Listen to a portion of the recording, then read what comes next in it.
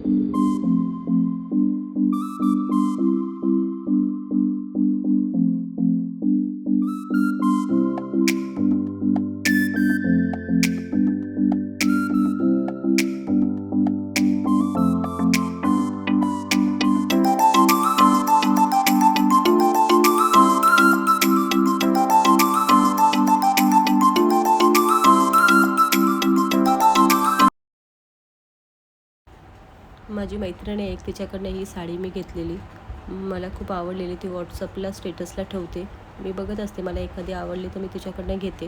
तर ही दुसरी साडी आहे मी तिच्याकडनं घेतलेली. मग ही घेऊन अशीच ठेवलेली. नंतर मला आठवलं की आता वटपौर्णिमा येते, नवीन साडी आहे तर म्हणून ठीक आहे शिवूया म्हणून हिचा ब्लाऊज. म्हणून मी ह्या साडी हीच खास साडी नेसण्यासाठी मी हिचा ब्लाऊज मी अर्जंट माझ्या मैत्रीण, ती पण माझी एक मैत्रीण आहे खास, ती मला कधीही पाहिजे असेल तर अर्जंटमध्ये मला ते शिवून देते. मग तिच्याकडनं मी शिवून घेतला वटपौर्णिमेसाठी.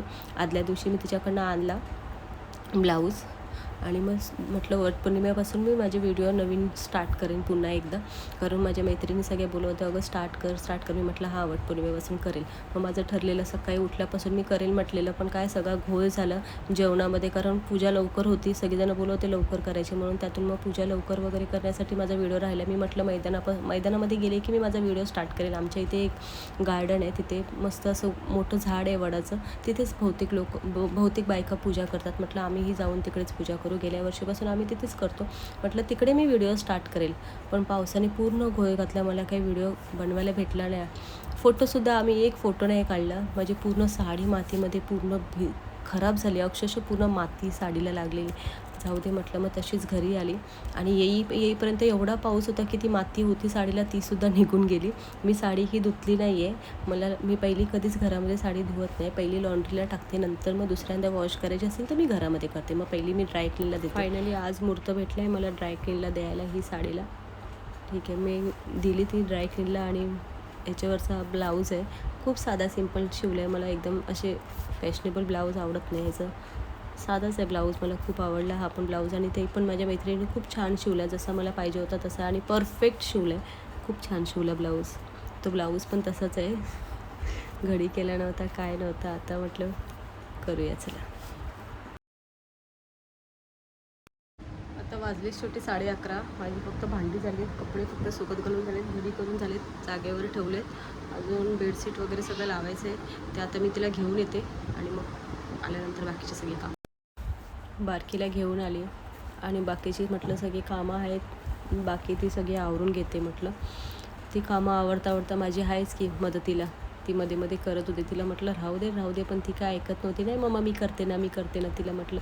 मग मध्ये तिने बघितलं व्हिडिओ चालू आहे, मोबाईल ऑन ठेवला आहे, मग ती येऊन हाय हॅलो करत बसलेली.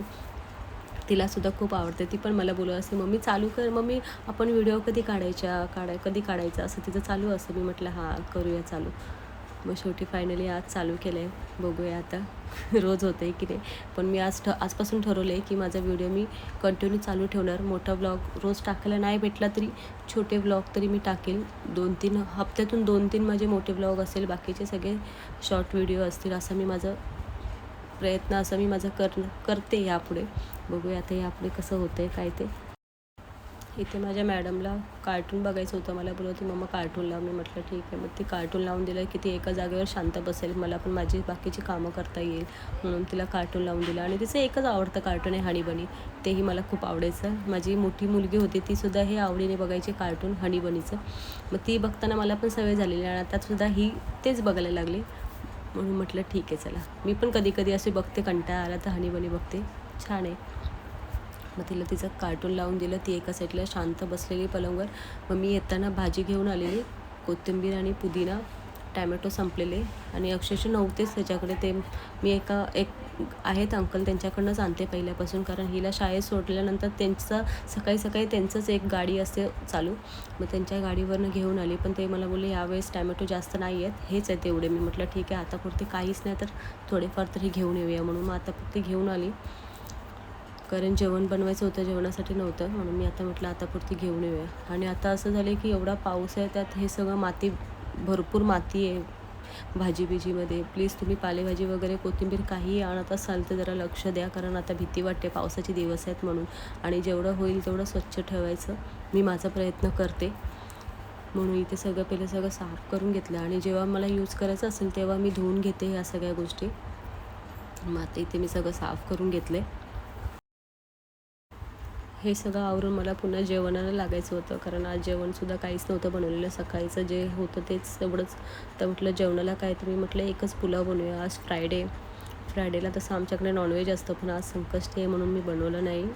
आठवणीने मला माहिती होतं की आज संकष्टी आहे. मग म्हटलं एकच खिचडी भात बनवूया, कारण कोण जेवायलाच मागत नाही, कारण हे सगळं हेवी होतं या लोकांना. मग दुपारचं कोण जास्त भात पण जास्त कोण खात नाही. आता म्हटलं संध्याकाळी भाकरी वगैरे काहीतरी बनवते, म्हणून आता पुरती फक्त खिचडी थोडीशी घातली. आता मुलगी येईल 12:30 वाजता, मग तिला आल्या भूक, परत तिचा 2:30 वाजता क्लास असतो, त्यामुळे मग म्हटलं आता जेवणाला लागूया.